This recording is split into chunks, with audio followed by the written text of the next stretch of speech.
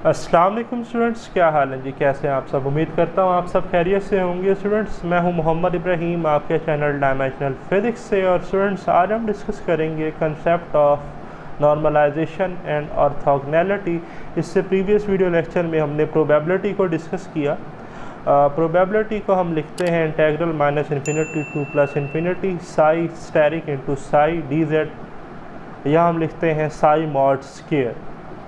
अब students, condition of normalisation और condition of orthogonality जो है, अगर हमारे पास प्रोबेबिलिटी मैक्सिमम हो किसी पार्टिकल को कैलकुलेट करने की, तो हम उस प्रोबेबिलिटी को 1 लेते हैं, ठीक है। और इसे हम ब्रॉन इंटरप्रिटेशन भी कहते हैं।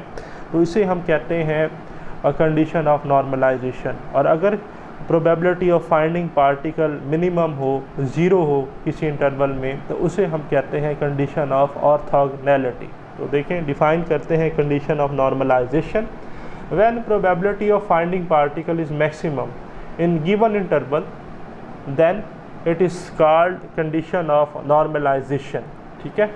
Probability P is equal to integral minus infinity to plus infinity psi R T asterisk psi R T D Z is equal to 1, ठीक है। प्रोबेबिलिटी 1 हो, या ऐसे भी लिख सकते हैं probability P is equal to integral minus infinity to plus infinity psi R T mod square D Z is equal to 1। अब देखिए, किसी यूनिवर्स की बात अगर हम करें गैलेक्सी की, तो वहाँ पर कोई ना कोई तो पार्टिकल एग्जिस्ट करेगा, तो वहाँ पर पार्टिकल की पाए जाने की प्रोबेबिलिटी मैक्सिमम होगी। तो मैक्सिमम प्रोबेबिलिटी को हम नॉर्मलाइजेशन कंडीशन से लिखते हैं, जो कि 1 प्रोबेबिलिटी होती है, ठीक है। फिर है कंडीशन ऑफ ऑर्थोगोनैलिटी।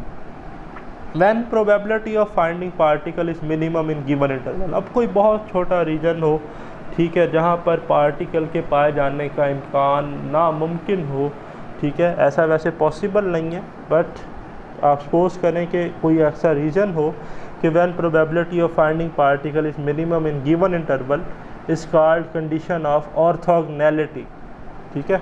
तो ऑर्थोगोनैलिटी कंडीशन ये है कि प्रोबेबिलिटी 0 होती है।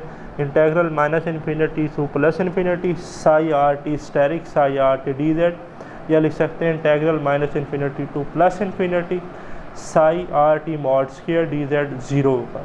तो अगर प्रोबेबिलिटी 1 हो तो कंडीशन ऑफ नॉर्मलाइजेशन, और अगर प्रोबेबिलिटी 0 हो तो कंडीशन ऑफ ऑर्थोगोनैलिटी, ठीक है जी। तो ये था हमारा वीडियो लेक्चर। जल्द मिलते हैं नेक्स्ट वीडियो के साथ। अल्लाह हाफिज़।